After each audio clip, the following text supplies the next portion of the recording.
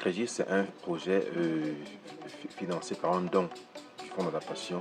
Le don est administré par le FIDA, qui est le Fonds international de développement agricole. Alors l'État du Cameroun a bénéficié de ce don en 2021 et le projet a vu la signature de l'accord de financement en décembre 2021. Donc il est mis en œuvre par le ministère de l'Environnement et dans sa mise en œuvre, on a signé pas mal de partenariats avec dans un premier temps, avec le partenaire INBAR, identifier les communautés bénéficiaires, les former sur l'utilisation du bambou et les informer sur les opportunités que le bambou représente, à la fois pour la restauration des terres dégradées et pour la création des activités génératrices de revenus, les AGR. Montrer l'importance culturelle et socio-économique du bambou et renforcer le niveau de vie de la population de Waza sont entre autres les objectifs fixés par le projet Acrégis.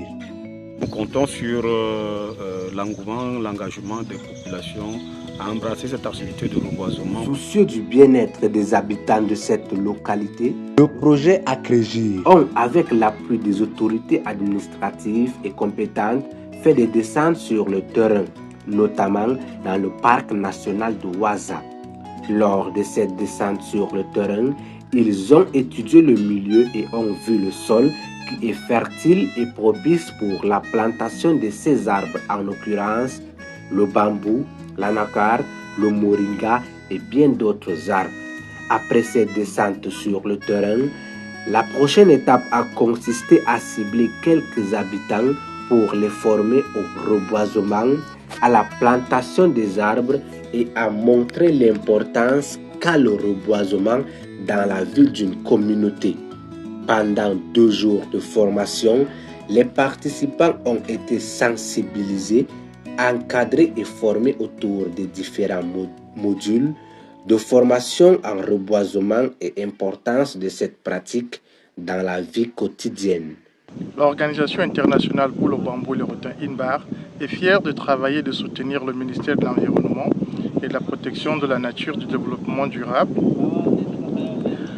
et le Fonds international pour le développement agricole, le FIDA, avec le soutien financier du Fonds d'adaptation mondiale dans le cadre du projet tel que l'entrée dans les parcs par les populations puisse être réduite parce que ces populations pourront maintenant créer des richesses à travers le bambou, mais cela permettra aussi d'accroître leur niveau de résilience face au changement climatique parce qu'en outre des cultures qu'ils ont déjà, ils pourront ajouter le bambou qui est une plante beaucoup plus résiliente face aux problèmes de changement climatique. Nous venons de suivre une formation à l'endroit des populations riveraines du parc national de Waza sur la plantation de bambou de chien. Et ces populations ont été édifiées évidemment sur l'importance des bambous de Chine et les raisons de sa plantation. Alors, les valeurs sont diverses, il y a des valeurs économiques, il y a des valeurs sociales, il y a également des valeurs à des enjeux qui ont des connotations à des enjeux politiques. Donc je pense que c'est une occasion idéale pour nous de remercier le projet Agrégir à travers ses partenaires ou bien ses alliés comme INBAR. Alors, ce projet évidemment vient à point nommé parce que les terres sont dégradées aux environs. Pour le produit pépinière de Diganja, on va chercher les composts d'abord. On va amener à l'endroit là où on va faire les pépinières. Puis on va chercher les pots. On va mettre les composts dans les pots. Après avoir mis, on va arroser les pots là. Et puis on met les graines de Diganja là dans les pots. Et puis on fait un hangar sur ça. Et puis on arrose chaque 2 jours, on arrose. En attendant que ça pousse. Dès que ça pousse, on arrose. Chaque 2 jours, on vient arroser matin et soir. Jusqu'à ça grandit. Le bambou permet d'accroître le niveau de résilience de la population face au changement climatique. Les autres arbres qui seront également plantés sont aussi très bénéfiques pour la population.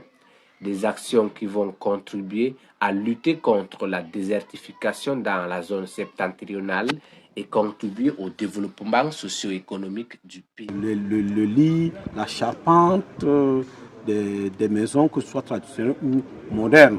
Je suis sûr que le bambou de Chine apporterait un bouffée d'oxygène sur tous les plans, que ce soit au niveau des services de la conservation que les populations riveraines.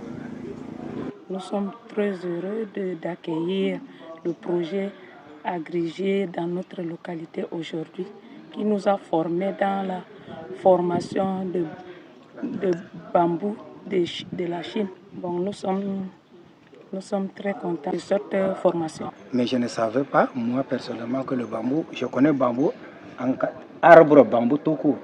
Mais pas que le bambou peut rapporter, ou bien on peut fabriquer beaucoup de choses avec le bambou et que le bambou peut rapporter sur le plan financier.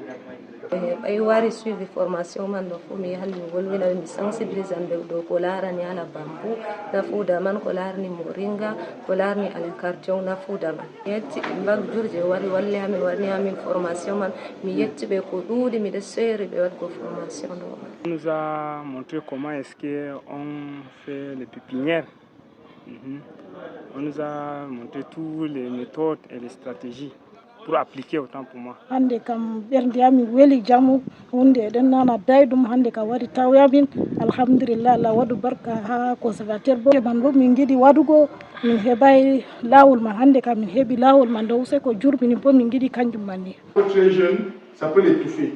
Mais quand le bambou va pousser sur la zone là, il y aura de la terre qui va s'accumuler autour de la tige. Ça va progressivement remonter ce sol et ça va le rendre moins sensible à l'érosion. D'autant que il y a obi bil la matisti yimbe fere ko wara bil dama men yidi useni aro ta aro sipata aro hewi na chiritam on jabado heba jangoro on accident be ladde do on do habda be bambu ko ballam chere je wayo on nanga dabbar halade woy mbara yakka o sippa heba tete bambu wati on cha. Voilà, nous allons parler de l'installation de la pépinière de Moringa. Création des entreprises pour que les jeunes et les femmes puissent capitaliser sur la ressource bambou et rotin afin d'accroître leurs moyens de subsistance.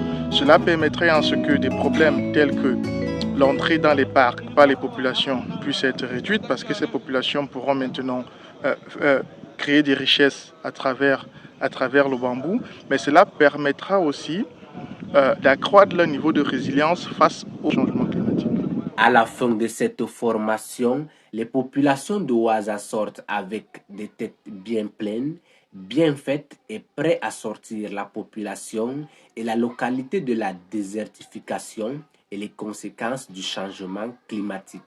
Les membres de coordination de INBAR, quant à eux, sortent de cette formation satisfaits d'avoir accompli leur mission.